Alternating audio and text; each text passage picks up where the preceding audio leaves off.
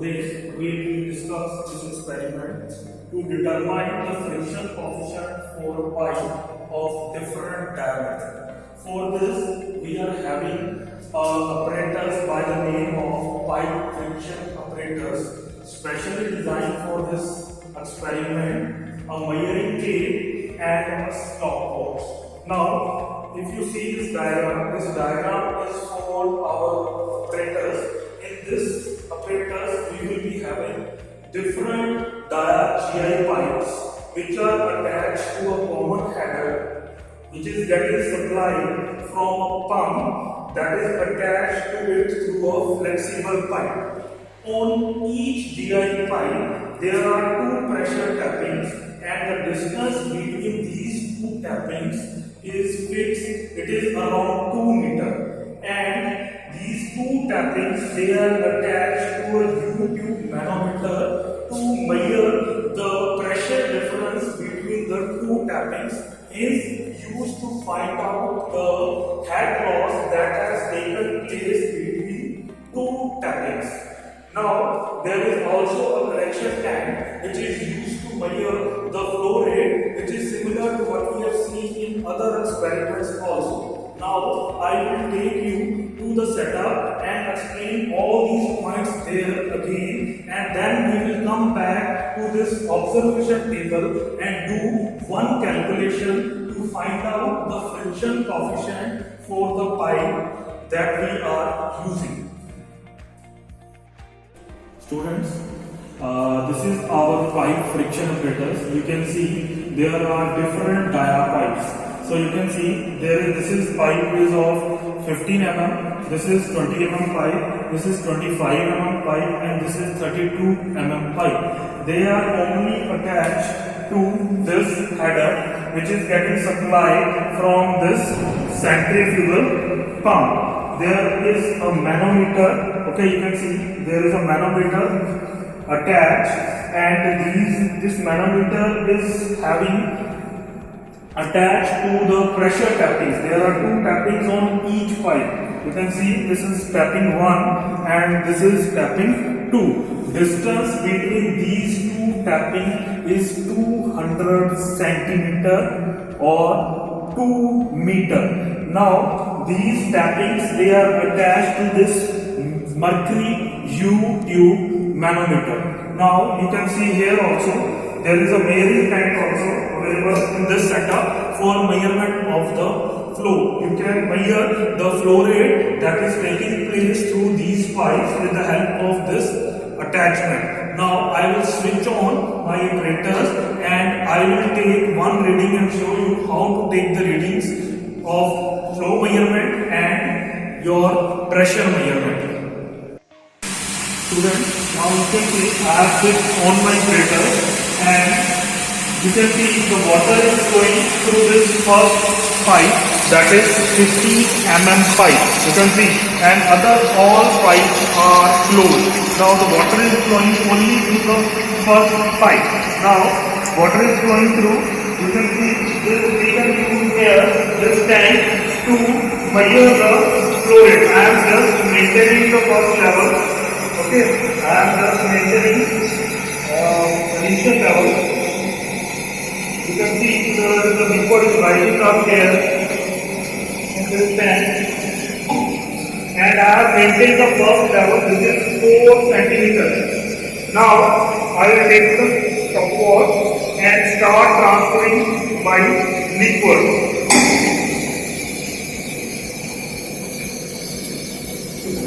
And note down how much amount of water I have accumulated in 10 seconds. Now you can see the level has risen to 8.5. So final level is 8.5 and the initial level is 4.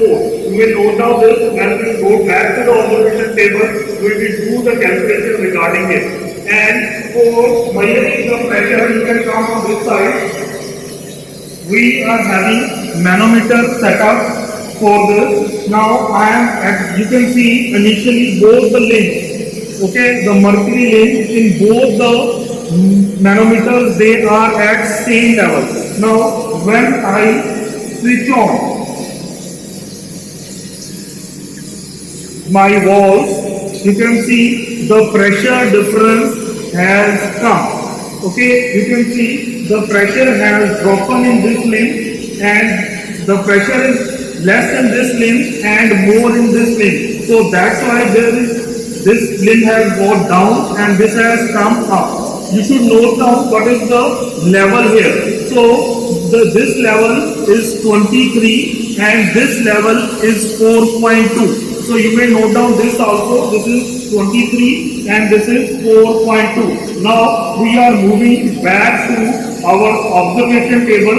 We will note down these values there and perform the required calculations for finding out the coefficient of friction, that is F. Student, so this is our observation table.